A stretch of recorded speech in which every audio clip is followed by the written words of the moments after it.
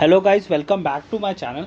आज की वीडियो में हम डिस्कस करेंगे चैप्टर 3 ऑफ जनरल एक्सेप्शंस और ये होगा पार्ट 4। जी हाँ, इससे पहले मैं पार्ट 1, पार्ट 2, पार्ट 3 में 14 से लेके 33 तक सेक्शंस करा चुका हूँ। तो अगर आपने ये वीडियो नहीं देखी हैं तीनों, तो मेरी आपसे रिक्वेस्ट रहेगी पहले ये तीनों वीडियोस देखिए और तभी इस वीडियो को कंटिन्यू करिए, क्योंकि मैंने शॉर्ट ट्रिक्स के तहत आपको 14 से लेके 33 तक बताया है, जिससे आप लॉन्ग टर्म तक उसको रिटेन भी कर पाएंगे और एग्ज़ाम में लिख भी पाएंगे। और आज की वीडियो में मैं आगे के सेक्शंस जो कि आपके 34 से फॉरवर्ड होंगे तो वो डिस्कस करेंगे। ठीक है, तो अभी के लिए अराउंड अगर आपने ये आई होप 14 से लेके 33 तक कर लिए होंगे, तो चलिए 34 के आगे के सेक्शंस शुरू करते हैं ऑफ भारतीय न्याय संहिता। अब ये जो है क्विक रिव्यू चैप्टर 3 का, जिसमें जनरल एक्सेप्शंस हैं और 14 से लेके 23 तक हैं और फिर आगे हैं वो 24, 33 और आज के हैं हमारे राइट ऑफ प्राइवेट डिफेंस 34 से लेके 39 तक। ठीक है, आज की वीडियो में ये हम 5 सेक्शंस करेंगे और आने वाले वीडियो में लास्ट के जो 5 सेक्शंस हैं वो कर लेंगे और इससे हमारा जो चैप्टर 3 है वो कंप्लीट हो जाएगा 14 से लेके 44 तक। ठीक है, तो सबसे पहले हम देख लेते हैं प्राइवेट डिफेंस में कौन सा सेक्शन है। वो है आपका सेक्शन 34। जी हाँ, वो कहता है कि ये जो आप अपने सामने देख रहे हैं ये बेयर एक्ट की लैंग्वेज है, जो कहता है कि nothing is an offence which is done in the exercise of right of private defence. अब ये सबसे आसान है कि ऐसा एक्ट जो कि आपने प्राइवेट डिफेंस में किया हो वो एक ऑफेंस नहीं होगा। कैसे? एग्जाम्पल से समझिए, ए ने सपोज बी पे अटैक किया, अब बी ने बचने के लिए ए पे अटैक कर दिया। ठीक है, तो यहाँ पे टू प्रोटेक्ट हिमसेल्फ, यहाँ बी बचा रहा है खुद को, ये वाली लाइन इंपॉर्टेंट है। ठीक है, तो बी का जो एक्ट होगा वो ऑफेंस कंसिडर नहीं किया जाएगा। ठीक है, समझ आ गया। अब हम आगे देखते हैं नेक्स्ट सेक्शन क्या कहता है हमारा। अब नेक्स्ट सेक्शन है हमारा 35, जो कि कहता है कि every person has a right subject to restrictions contained in section 37। अब ये कौन सी रिस्ट्रिक्शंस हैं 37 में, ये अभी हम थोड़ी देर के में जान जाएंगे। अभी के लिए सेक्शन 35 पे फोकस करते हैं, जो कहता है कि every person has a right subject to the restrictions contained in section 37 to defend his own body and the body of any other person against any offense affecting the human body, और B में है the property weather movable और immovable of himself on any other party. मतलब क्या है, प्रत्येक person के पास उसकी बॉडी या फिर किसी और इंसान की बॉडी को प्रोटेक्ट करने के लिए किसी भी ऑफेंस के against right to private defence होता है। और बी में इसी को कहता है कि वो प्रॉपर्टी को भी प्रोटेक्ट कर सकता है, चाहे वो मूवेबल हो चाहे वो इमूवेबल हो, चाहे वो उसकी हो या किसी और की हो। ठीक है, समझ आ गया। अगर हम बॉडी को प्रोटेक्ट करते हैं अपनी या किसी और की, तो वो प्राइवेट डिफेंस के अंडर आएगा, और वहीं प्रॉपर्टी को मूवेबल हो या इमूवेबल किसी और की, तो हम उसको प्राइवेट डिफेंस के अंदर कंसिडर करेंगे और उस एक्ट को ऑफेंस नहीं कंसिडर किया जाएगा। ठीक है, पर ये ज़रूरी है कि वो प्रोटेक्शन में हो, वो किसी का कब्जाने में ना हो। ठीक है, तो आपका सेक्शन 35 क्लियर हो गया। अब सेक्शन और उसके बाद ये है आगे कि किन किन चीज़ों से प्रोटेक्ट कर सकते हैं, जो कि है थेफ्ट, रॉबरी, मिसचीफ और क्रिमिनल ट्रेसपास, और which is an attempt to commit theft, robbery, mischief और क्रिमिनल ट्रेसपास। चाहे वो अटेम्प्ट हो या फिर एक्चुअल एक्ट हो, इन दोनों के तहत। और कौन कौन से एक्ट? थेफ्ट, रॉबरी, मिसचीफ और क्रिमिनल ट्रेसपास। अब इसको TRMRC ऐसे याद रखना, TRMC ये सारे हैं जो आपको theft, robbery, mischief, criminal trespass. ठीक है, इसको आप ऐसे भी याद कर सकते TRMT। ठीक है, ये और इसका एक्ट भी हो सकता है और इसका आपका अटेम्प्ट भी हो सकता है। इन चीज़ों को अगर इन चीज़ों से बचने के लिए अगर आप अपनी बॉडी को प्रोटेक्ट करते हैं या फिर किसी और की या मूवेबल और इमूवेबल प्रॉपर्टी को, तो आपका उस एक्ट को ऑफेंस से कंसिडर नहीं किया जाएगा। अब आप सेक्शन 36 पे आइए और देखिए क्या कहता है ये। When an act which would otherwise be a certain offense is not that offense by reason of the youth, the want of maturity of understanding, the unsoundness of the mind or intoxication of the person of doing that act, or by person of any misconception on the part of that person, every person has the right of private defense against that act which he would have if the act was that if the act were that offence. ठीक है, ये तो हो गई bare act की। अब हम समझ लेते हैं सिंपल में सेक्शन 36 क्या कहता है। मतलब है कि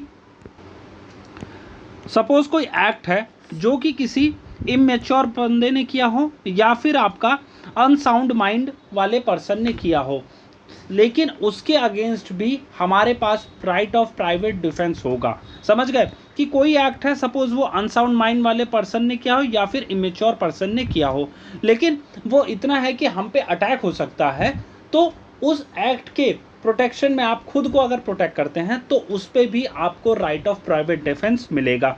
ये कहता है सेक्शन 36। और देखिए सेम यही शॉर्ट में लिखा है, right of private defence against act of a person of unsound mind etcetera. ठीक है, अब इसको इलस्ट्रेशन से समझते हैं जो कि बेयर एक्ट में दिया है। वो देता है कि a person of unsound mind attempts to kill A, Z is guilty of no offence but A has the same right of private defence which he would have if A were sane. मतलब क्या है, ए ने Z ने ए पे attack किया, लेकिन Z जो था अनसाउंड माइंड का था। ठीक है, अब यहाँ पे जेड को तो एग्जेम्पशन है क्योंकि वो अनसाउंड माइंड का है और गिल्टी ऑफ नो ऑफेंस होगा, बट ए को भी यहाँ पे राइट ऑफ प्राइवेट डिफेंस मिलेगा और ऐसा कंसिडर किया जाएगा, ये प्राइवेट डिफेंस के कंसिडर में है। लेकिन ये मत सोचना कि यहाँ पे जेड का जो ऑफेंस है ऑफेंस माना जाएगा, उसको तो एग्जेम्पशन है ही, लेकिन ए को राइट ऑफ प्राइवेट डिफेंस भी माना जाएगा और राइट ऑफ प्राइवेट डिफेंस दिया जाएगा ये सोच के कि जेड जो था सेन पर्सन था। ठीक है, अब A enters by night a house which is legally entitled to enter Z. ठीक है, in good faith taking A for a house breaker attacks A, here Z by attacking A under this misconception commits no offense, but A has the same right of defense against Z which he would have if Z were not acting under the misconception। अब यहाँ पे ये समझिए ऐसे इस example को कि A जो था और Z था। ठीक है, Z ने सोचा कि A एक थीफ है और उस पर अटैक कर दिया उसके घर के एंटर करने पे, बट A यहाँ पे private defence right of private defence पे एक्ट करेगा और अपने को प्रोटेक्ट कर लेगा। अब यहाँ ये नहीं होगा कि ए जो है जेड पे केस कर दे कि यार इसने मेरे पे अटैक किया था, नहीं, वो एक मिसकंसेप्शन में था और ए पे भी प्राइवेट डिफेंस है क्योंकि उसको समझा जाएगा कि उसको प्रोटेक्ट करना खुद को सबसे बड़ी प्रायोरिटी है। ठीक है, अब हम आगे देखते हैं 37 को। There is no right of private defence against an act which does not reasonably cause the apprehension of death of grievous hurt if done. ये सब आप खुद पढ़ लेना, लेकिन और मैं अभी इसको शॉर्ट में बता देता हूँ। ठीक है, क्योंकि ये है इसमें कि क्या कहता है कि एक ऐसा एक्ट जो कि पब्लिक सर्वेंट करता है और उससे एप्रीहेंशन ऑफ डेथ नहीं होता। ठीक है, क्या कहा मैंने, पब्लिक सर्वेंट को एक्ट करना चाहिए और एप्रीहेंशन ऑफ डेथ या फिर ग्रीवियस हर्ट, उस एप्रीहेंशन मतलब खौफ, मतलब पॉसिबिलिटी है, और पॉसिबिलिटी है मतलब वो भी माइंड में है कि ऐसा हो सकता है, एप्रीहेंशन। ठीक है, इसको कहते हैं एप्रीहेंशन ऑफ डेथ और ग्रीवियस हर्ट हो सकता है उस बंदे पे, तो उसको प्राइवेट डिफेंस का राइट मिलेगा, अदरवाइज नहीं मिलेगा। मतलब क्या है कि ऐसा एक्ट जो कि पब्लिक सर्वेंट ने किया और उससे reasonably cause of apprehension of death और ग्रीवियस हर्ट नहीं होता, तो उसको प्राइवेट डिफेंस का एक्ट नहीं मिलेगा। मतलब सपोज एक एग्जांपल से समझिए, एक पुलिस है और एक कॉमन पीपल है। ठीक है, अब पुलिस ने इतना तेज मारने की कोशिश की कि पीपल पे, मतलब किसी इंसान पे ये हुआ, एक एप्रीहेंशन ऑफ डेथ हुआ, एप्रीहेंशन की यार मैं मर सकता हूँ इस एक्ट से, तो उसको राइट ऑफ प्राइवेट डिफेंस मिलेगा। अदरवाइज उसको एक एप्रीहेंशन, उस एक्ट से एप्रीहेंशन नहीं होता या फिर उस एक्ट से पॉसिबिलिटी ही नहीं है एप्रीहेंशन होने की, तो उसको, उस इंसान को प्राइवेट डिफेंस नहीं मिलेगा। ये बहुत इंपॉर्टेंट है कि कई बार एग्जाम में पूछा जाता है क्या पुलिस वालों के अगेंस्ट हमें राइट ऑफ प्राइवेट डिफेंस मिलता है नहीं मिलता। तो गाइस डिपेंड करता है सिचुएशन पे, क्या उस एक्ट से एप्रीहेंशन ऑफ डेथ या फिर ग्रीवियस हर्ट की पॉसिबिलिटी है। अगर है तो आपको राइट ऑफ प्राइवेट डिफेंस मिलेगा, और अगर नहीं है उस एक्ट से तो आपको राइट ऑफ प्राइवेट डिफेंस नहीं मिलेगा। ठीक है, अब हम बी पे देखते हैं, वो क्या कहता है, against an act which does not reasonably cause the apprehension of death or of grievous hurt if done or attempted to be done by the direction of a public servant acting in good faith। अब देखिए क्या हो गया ज़रूरी, और एक चीज़ मैं यहाँ आपको बताना भूल गया ये जो पब्लिक सर्वेंट का है ना, ये जस्टिफिएबल बाय लॉ होना चाहिए और उसके ऑफिस के कलर्स में होना चाहिए। ये नहीं कि वो अपने पर्सनल जो ग्रजेस हैं वो फुलफिल करने के लिए वो एक्ट कर रहा, उसके ऑफिस की डायरेक्शंस हो और जस्टिफिएबल बाय लॉ भी होना चाहिए। ये दोनों पॉसिबिलिटी नहीं, ये दोनों रीजनिंग या फिर ये दोनों इसेंशियल्स होना बहुत ज़रूरी है राइट ऑफ प्राइवेट डिफेंस को ना लेने के लिए, ठीक है। अब उसके बाद अगेंस्ट एन एक्ट, ऐसा पर्सन जो किसी पब्लिक सर्वेंट के कमांड पे वो एक्ट कर रहा हो और गुड फेथ में कर रहा हो और under colour of his office though the direction may not be strictly justifiable by law. मतलब कि डायरेक्शन अगर जस्टिफिएबल बाय लॉ ना भी हो लेकिन उसके ऑफिस के कलर्स, मतलब ऑफिस की जो डायरेक्शंस उसके अकॉर्डिंग ही और पब्लिक सर्वेंट के डायरेक्शंस के अकॉर्डिंग ही वो एक्ट कर रहा है, तो उस पर अपोजिट पार्टी को राइट ऑफ प्राइवेट डिफेंस का राइट नहीं मिलेगा, ठीक है। अब लास्ट है आपका in cases in which there is time to have recourse to the protection of public authorities. मतलब क्या है कि सपोज ए और बी हैं, अब बी ने अटैक किया ए पे, अब देयर आर पॉसिबिलिटीज कि वो चाहता तो पुलिस को बुला सकता था लेकिन उसने सीधे अटैक कर दिया बी पे, ठीक है। आओ ना देखा था, और कुछ ऐसी सिचुएशन है कि उसने इंस्टेंटली, बट उसके पास पूरा मौका था कि पुलिस को तुरंत बता सके और पुलिस उसको प्रोटेक्ट कर लेती, बट इसने खुद से लॉ अपने हाथ में लिया और खुद से अपने आप की इसके अटैक कर दिया। तो यहाँ पे राइट ऑफ प्राइवेट डिफेंस नहीं मिलेगा। क्यों? क्योंकि उसके पास टाइम था प्रोटेक्शन करने का पब्लिक अथॉरिटी के द्वारा, ठीक है। तो ये हो गई बात। अब 37 का सेकंड है the right of private defence in no case extends to the inflicting of more harm than it is necessary to inflict for the purpose of defence. अब इसका मतलब क्या है, सपोज ए और बी हैं, अब बी ने क्या किया, थप्पड़ मारा ए को, अब ए ने क्या किया, वहां से एक कुल्हाड़ी पड़ी थी और उठा के बी के सर पे मार दी। अब यहाँ पे प्राइवेट डिफेंस का जो एक्सेप्शन है वो नहीं चलेगा। क्यों? क्योंकि आपको अगर किसी ने थप्पड़ मारा था, ज़्यादा से ज़्यादा आपको चोट लग सकती थी, तो आप भी अपने डिफेंस में उसको थप्पड़ मार सकते थे, लेकिन आपने उठाई कुल्हाड़ी और कुल्हाड़ी से बी को अटैक कर दिया, तो यहाँ पे प्राइवेट डिफेंस का एक्सेप्शन आपका नहीं मिलेगा, ठीक है। अब हम एक्सप्लेनेशन देख लेते हैं, क्या कहता है एक्सप्लेनेशन 1 और 2। A person is not deprived of the right of a private defense against an act done or attempted to be done by a public servant as such unless he knows or has reason to believe that the person doing the act is such public servant। मतलब क्या है कि suppose ए और B हैं और B जो है police officer है, ठीक है, बट ये बात ए को नहीं पता कि यार बी जो पुलिस ऑफिसर है तो क्या करता है, बी उसको अरेस्ट करने के लिए आता है। अब बट ये बात तो ए को पता नहीं है कि वो पुलिस ऑफिसर है, तो वो उस पर भी अटैक कर देता है या फिर प्रोटेक्ट करने के लिए खुद को, ये चीज़ इंपॉर्टेंट है याद रखना, प्रोटेक्ट करने के लिए वो खुद को बचाने के लिए उसको लगता है कि यार ये कोई मिसक्रेंट है या फिर ये लुटेरा है तो इससे मैं बच जाता हूँ। तो यहाँ पे ए को एक्सेप्शन मिल जाएगी, प्राइवेट डिफेंस का राइट मिल जाएगा, क्योंकि उसको ये नहीं पता कि बी एक पुलिस ऑफिसर है और वो under the colours of his office act कर रहा है, ठीक है, ये ज़रूरी है। एक्सप्लेनेशन 1 ये कहता है। एक्सप्लेनेशन 2 आपका कहता है कि a person is not deprived of the right of a private defense against an act done or attempted to be done by the direction of a public servant unless he knows or has reason to believe that the person doing the act is doing by such direction, or unless such person states the authority under which he acts, or if he has authority in writing unless he produces such authority if demanded। मतलब क्या है इसका मतलब क्या है कि suppose कोई ये नहीं जानता कि सामने वाला जो है पब्लिक अथॉरिटी की डायरेक्शन पे काम कर रहा है, तो उसको private defence, right of private defence मिलेगा। समझ आ गया आपको? अगर इसका इन दोनों एक्सप्लेनेशन का मोटा मोटा मतलब है कि आपको पता ही नहीं है कि सामने वाला पब्लिक ऑफिसर है या फिर पब्लिक डायरेक्शन पे काम कर रहा है पब्लिक ऑफिसर के, तो आपको राइट ऑफ प्राइवेट डिफेंस आपके साथ रिटेन रहेगा। आगे बढ़ते हैं और देखते हैं सेक्शन 38।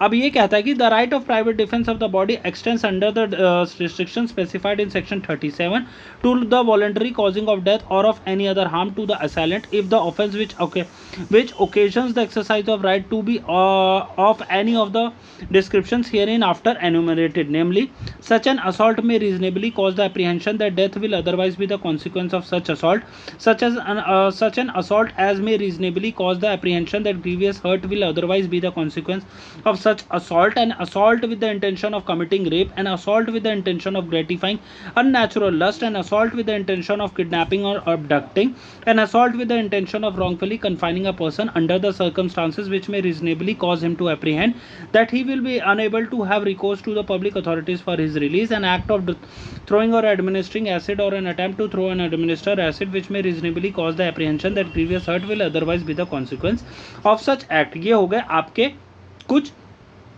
सिचुएशंस या फिर डिस्क्रिप्शंस। अब इसको मैं आपको शुद्ध भाषा में समझाता हूँ हमारी लैंग्वेज में, जिससे आप अच्छे से इसको समझ पाएँ कि राइट ऑफ प्राइवेट डिफेंस जो है वो कहाँ तक एक्सटेंड किया जा सकता है, डेथ तक। किन सिचुएशन में, ये इंपॉर्टेंट है कि हर एक प्राइवेट डिफेंस के राइट में आप ये नहीं कि सामने वाले को ख़त्म ही कर दो। किस सिचुएशन में आप प्राइवेट डिफेंस को राइट ऑफ डेथ, मतलब सामने वाले को मार सकते हो according to section 38 of BNS, Bharatiya न्याय संहिता। वो है कि एक असॉल्ट जो है इससे रीजनेबल एप्रीहेंशन होना चाहिए कि उस एक्ट से डेथ होगी डेफिनेटली। अब किसी के पॉइंट ब्लैंक पे रखा हुआ है गन और उसको एप्रीहेंशन डेफिनेटली होगा, क्योंकि पॉइंट ब्लैंक पे 100% चांसेस होते हैं मरने के। तो ये एक एग्जांपल हो गया apprehension that death will otherwise be the consequence of such assault. ठीक है, such an assault as may reasonably cause the apprehension that grievous hurt will otherwise be the consequence of such assault. मतलब क्या है, एक ऐसे assault से grievous hurt हो सके। ठीक है, ग्रीवियस हर्ट होगा, एक एप्रीहेंशन ऐसा हो तो उसमें ये वाला right of private defence right to death तक एक्सटेंड हो जाता है। और सी आपका an assault with the intention of committing rape, मतलब एक ऐसा असॉल्ट जिससे रेप के वो इंटेंशन है कि स्पेसिफाई होता है कि इसका इंटेंशन रेप कमिट करने के लिए है, या फिर अननेचुरल लस्ट सेटिस्फाई, ग्रेटिफाइंग मतलब सेटिस्फाई करने के लिए अननेचुरल लस्ट, या फिर किडनैपिंग या फिर अबडक्शन का आपका असॉल्ट किया जाए इस इंटेंशन के साथ कि मैं इसको किडनैप या फिर अबडक्ट कर लूँगा, या फिर ऐसा हो कि that he will be unable to have recourse to the public for his release.